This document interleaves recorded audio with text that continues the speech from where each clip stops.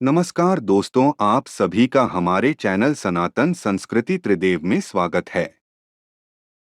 दोस्तों, सिर्फ एक 10 रुपये का सिक्का कर सकता है आपके दुर्भाग्य को दूर। और यह 10 रुपये का सिक्का दिला सकता है आपको भरपूर धन दौलत और मान सम्मान। केवल इस 10 रुपये के सिक्के का यह उपाय ला सकता है स्वयं माता लक्ष्मी को आपके घर। दोस्तों, करीब 200 वर्षों बाद दिव्य और दुर्लभ संयोग में 28 अक्टूबर को शरद पूर्णिमा के दिन इस सिक्के से करें ये उपाय, ताकि आपके जीवन से दुख, दरिद्रता और बीमारी तत्काल दूर हो जाए।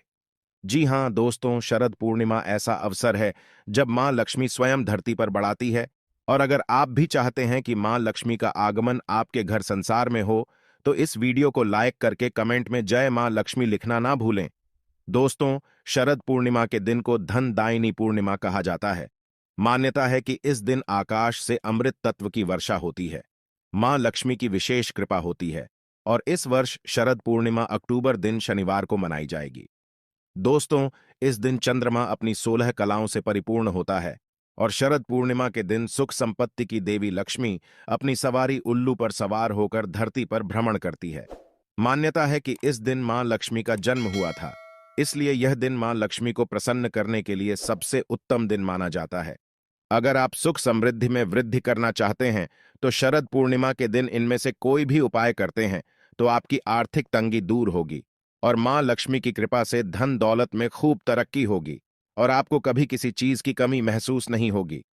दोस्तों, शरद पूर्णिमा के दिन सुबह स्नान करने के बाद मां लक्ष्मी की पूजा करें। फिर मां लक्ष्मी की पूजा में उन्हें सफेद पुष्प अर्पित करें।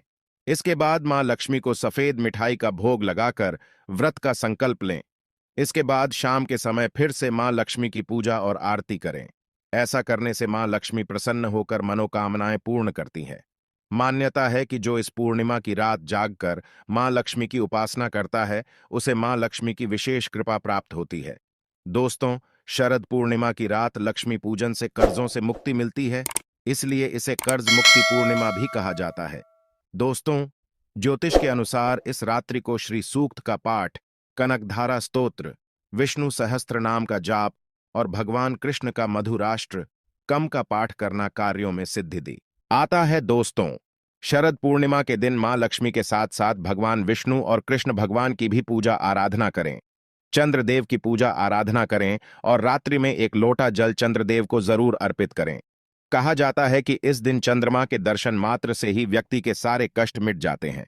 दोस्तों, चंद्रोदय 28 अक्टूबर की शाम 6:15 पर होगा। दोस्तों, पूर्णिमा के दिन पीपल वृक्ष में देवी लक्ष्मी का आगमन होता है, इसलिए देवी मां की कृपा पाने के लिए इस दिन पीपल वृक्ष पर कुछ मीठा जरूर चढ़ाएं। दोस्तों, मान्यता है कि मां लक्ष्मी को सुपारी बहुत ही प्रिय है। शरद पूर्णिमा पर सुबह माता की पूजा में 10 रुपये के सिक्के पर सुपारी जरूर रखें। फिर पूजा के बाद सुपारी पर लाल धागा लपेटकर अक्षत, कुमकुम, पुष्प आदि से पूजन कर उसे तिजोरी में रखें। ऐसा करने से तिजोरी हमेशा धन से भरी रहेंगी और निरंतर धन का आगमन होता रहेगा। दोस्तों, शरद पूर्णिमा को कुमार पूर्णिमा के नाम से भी जाना जाता है। इस दिन कार्तिकेय भगवान की पूजा करने का विशेष महत्व है। मान्यता है कि कुंवारी कन्या द्वारा भगवान कार्तिकेय की पूजा करने से उन्हें मनचाहा साथी मिलता है। और दोस्तों, आज जो हम विशेष उपाय बताएंगे वह 10 रुपये के सिक्के से करना है। उपाय बताने से पहले आपसे रिक्वेस्ट करते हैं कि वीडियो को लाइक जरूर करिएगा, दोस्तों को शेयर कर दीजिएगा और अगर आपने अभी तक चैनल को सब्सक्राइब नहीं किया है तो चैनल को सब्सक्राइब करके बेल आइकॉन जरूर दबाएगा। दोस्तों, आखिर 10 रुपये का ही सिक्का क्यों? क्योंकि इसे बड़ा लाभकारी माना जाता है।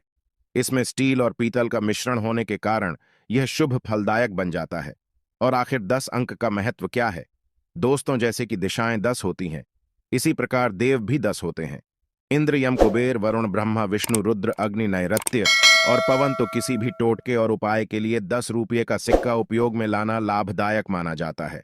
खासकर शरद पूर्णिमा की रात में अगर आप चुपचाप यहां रख देंगे 10 रुपये का सिक्का, तो आपकी किस्मत पलटते देर नहीं लगेगी। दोस्तों, शरद पूर्णिमा की रात्रि में चंद्रमा की चांदनी अनेक चमत्कारी गुणों से भरपूर शुभ कारक बन जाती है। आप 10 रुपये का सिक्का लेकर उस पर अपना नाम लिखिए। पूरा नाम नहीं लिख सकते हैं तो नाम का पहला अक्षर लिख लें। फिर छत पर या आंगन में खुली जगह पर किसी बर्तन में दूध रख दें और उस दूध में आप उस 10 रुपये के सिक्के को रख दें। फिर इसे 2 घंटे तक चंद्रमा की रोशनी में रहने दें। उसके बाद सिक्के को उठाकर उस पर थोड़ा गंगा जल अदाकर इस पर हल्दी का टीका लगाएं। फिर इसे ले जाकर अपने घर की तिजोरी में रख दें। दोस्तों, यह सिक्का धन को खींचता है और इसे तिजोरी में रखने से धन का आगमन निरंतर बना रहेगा और इससे वर्षों की निर्धनता भी दूर हो जाती है और मां लक्ष्मी का घर में स्थायी वास हो जाता है और सिक्के से आपका हर कार्य आसान हो सकता है। दोस्तों, जब भी किसी महत्वपूर्ण काम से बाहर जाएं, तब उस सिक्के को निकालकर एक दीपक पर 3 बार उल्टा वार कर अपने पर्स में रख लें और मन ही मन कार्य पूर्ति की प्रार्थना करते जाएं, तो देखिएगा कामयाबी आपको अवश्य मिलेगी। दोस्तों, शरद पूर्णिमा की रात्रि में खीर को या कई क्षेत्रों में मीठे दूध को चंद्रमा की रोशनी में रखा जाता है। इस खीर या दूध का सेवन करने से अच्छा स्वास्थ्य और सौंदर्य का लाभ होता है। इसे ग्रहण करने से पुरानी बीमारी खत्म हो जाती है और शरीर में कोई नया रोग उत्पन्न नहीं होता। खीर को चांद की रोशनी में रखने से पहले भगवान कृष्ण को भोग लगाया जाना अनिवार्य है। अच्छी सेहत पाने हेतु, रोग बीमारियों को दूर रखने हेतु आप 10 रुपये के सिक्के को किसी खुले में कटोरी में आंगन में रख दें। पात्र चांदी का है तो अति उत्तम, वैसे आप किसी भी पात्र में से रख सकते हैं। उस पर कुछ देर चंद्रमा की रोशनी पड़ी डिडने दें, फिर उसे उठाकर अपने तकिए के नीचे रखकर सो जाएं। दूसरे दिन उस सिक्के को चुपचाप जाकर मंदिर में रखकर आए। आपको हर प्रकार की बीमारी से मुक्ति मिल जाएगी। शरद पूर्णिमा की रात हर किसी को कोशिश करनी चाहिए कि कम से कम 30 मिनट चंद्रमा की रोशनी में रहे। विद्वानों का मानना है कि इसके लिए रात 10 बजे से 12 बजे तक का समय सबसे उपयुक्त साबित होगा। जिन लोगों को आंखों में किसी तरह की दिक्कत हो, तो शरद पूर्णिमा की रात चंद्रमा को 15 से 20 मिनट तक टकटकी लगाकर देखें, आपकी परेशानी दूर हो जाएगी। इस दिन मानसिक रोगियों को रोग मुक्ति और मस्तिष्क की मजबूती के लिए आयुर्वेदिक औषधियां पिलाई जाती हैं। मान्यताओं के अनुसार शरद पूर्णिमा के दिन पूर्ण रूप से शुभ फल पाने के लिए इस दिन सात्विक भोजन ग्रहण करें। इसके अलावा शरद पूर्णिमा के दिन शरीर और मन को शुद्ध रखें और कोशिश करें कि इस दिन उपवास रखें। इसके साथ ही इस दिन चमत्कारी लाभ पाने के लिए सफेद रंग के वस्त्र धारण करें, तो शरद पूर्णिमा का अवसर हाथ से जाने न दें। इनमें से कोई भी उपाय करके अपनी समस्याओं से मुक्ति पाएं। दोस्तों, वही आपको इस दिन शरद पूर्णिमा की कथा भी जरूर सुननी चाहिए, जिसको सुनने मात्र से आपकी सारी मनोकामनाएं पूर्ण हो जाएगी। तो आइए शुरू करते हैं शरद पूर्णिमा व्रत कथा। पहली शरद पूर्णिमा कथा। मथुरा नगरी में सुभद्रा नाम की ब्राह्मणी रहती थी। वह शरद पूर्णिमा का व्रत रखती थी। भगवान जी उससे प्रसन्न हुए एवं वरदान देते हुए कहा, इसकी विधि विधान सभी को बताइए। तब वह एक साहूकार को यह व्रत की विधि बताती है। साहूकार ध्यान से सुनने लगता है। सुभद्रा बोली, मैं शरद पूर्णिमा का व्रत करती हूं, यह उसी का फल है। साहूकार ने पूछा, इसकी विधि क्या है? सुभद्रा बोली, एक लकड़ी के पता पर इकलौता पवित्र जल भरकर रखें, एक रोली से स्वास्तिक चिन्ह लौटे पर बनाइए। इसके बाद पीतल के गिलास में गेहूं के दाने भरकर रख दें। गिलास पर दक्षिणा रखें। इसके बाद स्वयं तिलक लगा वे इसके बाद 2.5 पाव शक्कर 2.5 पावर खोवा दोनों को मिलाकर पड़े बना लें। इसके बाद पूजन कर एक पीढ़ा प्रभु को चढ़ावे, दूसरा पीढ़ा स्वयं ग्रहण करें, तीसरा पैदा अपने मानदान को दें, जैसे भांजे भांजियों नंद बहिन आदि को दिया जाएगा। चौथा पैदा अपनी सहेली से बदलें, यदि सहेली न बदले तो मंदिर में चढ़ावे। जो सहेली 6 माह व्रत रखें उसे ही पीड़ा दें।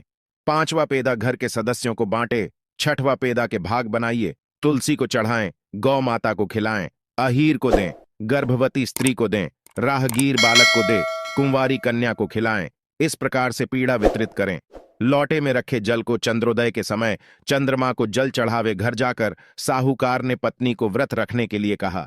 जब उसकी पत्नी ने व्रत की विधि पूछी तो साहूकार ने व्रत की विधि समझाई। तब उसने व्रत रखना आरंभ कर दिया, जिसका कहा।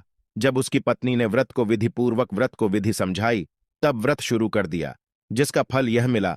साहूकार के यहाँ 2 कन्याओं का जन्म हुआ। बड़ी का नाम सावित्री और छोटी का नाम चंद्रमुखी। दोनों पूजन कार्यों में बहुत रुचि रखती थी एवं प्रतिदिन पूजन करती थी। यह देखकर कुछ समय बाद दोनों का ब्याह संपन्न घराने में कर दिया गया। दोनों बहनें शरद पूर्णिमा का व्रत रखती थी। सावित्री विधि विधान से व्रत रखती थी, अतः उसे सुंदर संतान की प्राप्ति हुई। इसके विपरीत चंद्रमुखी अधूरा व्रत करती थी, जिसके कारण यह फल हुआ। उसके पुत्र कुछ दिन जीवित रहकर स्वर्ग सिद्धार जाते थे। इस कारण चंद्रमुखी दुखी रहती थी। आखिर एक दिन चंद्रमुखी एक ज्योतिषी से इसका कारण पूछती है, तब ज्योतिषी ने कहा, तुम अधूरा व्रत रखती हो, इस कारण तुम्हारी संतान स्वर्ग को प्राप्त करती है। 8. तुम बड़ी बहन सावित्री से विधि विधान पूछकर व्रत रखो, क्योंकि सावित्री विधि विधान से पूजा करती है एवं श्रद्धा से करती है। प्रत्येक वर्ष की तरह शरद पूनम फिर आई चंद्रमुखी, फिर अधूरा व्रत करती। उसका पुत्र फिर मृत्यु को प्राप्त हुआ। चंद्रमुखी ने अपने मृत पुत्र को पता पर लिटा दिया, जिस पर वह पूजा करती थी। संयोग से प्रभु इच्छा से उसकी बड़ी बहन सावित्री उसी दिन घर पर आई। उसने तुरंत प्रभु का नाम लेकर मृत बालक के सिर पर हाथ फेरा तो वह जीवित हो उठा। चंद्रमुखी खुशी से नाच उठी। तब उसे शरद पूर्णिमा व्रत का महत्व समझ में आया। उसने तुरंत प्रभु से क्षमा मांगी, बारंबार प्रभु के चरण स्पर्श किए और कहा, ऐसी भूल अब कभी न होगी। साथ ही सभी पड़ोस में सगे संबंधियों का यह व्रत करने की सलाह दी। वह व्रत की विधि विस्तार पूर्वक समझाने लगी। अतः इस व्रत के करने से प्रत्येक स्त्री व पुरुष सभी की मनोकामना पूरी हो जाती है। जय हो, लक्ष्मी नारायण की जय हो। चंद्रदेव की से चंद्रमुखी की इच्छा पूर्ण हुई, वैसे सबकी इच्छा पूरी करें। दूसरी कथा शरद पूर्णिमा व्रत से जुड़ी एक पौराणिक कथा है। किसी नगर में एक साहूकार रहता था। उनकी 2 बेटियां थीं, जो हर महीने में आने वाली पूर्णिमा का व्रत रखा करती थीं। दरअसल इन दोनों बेटियों में बड़ी बेटी पूर्णिमा का व्रत तो पूरे विधि विधान से करती थी, लेकिन छोटी बेटी व्रत के नियमों का सही ढंग से पालन नहीं करती थी। यह बस व्रत के नाम पर खाना पूर्ति करती थी। साहूकार की दोनों बेटियां जैसी ही बड़ी हुई, पिता ने दोनों का विवाह करा दिया। बड़ी बेटी के घर समय पर स्वस्थ संतान ने जन्म लिया। वहीं छोटी बेटी को संतान तो हुई, लेकिन उसकी संतान ने जन्म लेने के तुरंत बाद दम तोड़ दिया। इस तरह छोटी बेटी के साथ यह लगातार 2 से 3 बार हो गया। फिर उसने एक ब्राह्मण को बुलाकर अपनी पूरी गाथा सुनाई और इसके उपचार में उपाय बताने के लिए कहा। ब्राह्मण ने उसकी सारी बात सुनी और कुछ प्रश्न भी पूछे।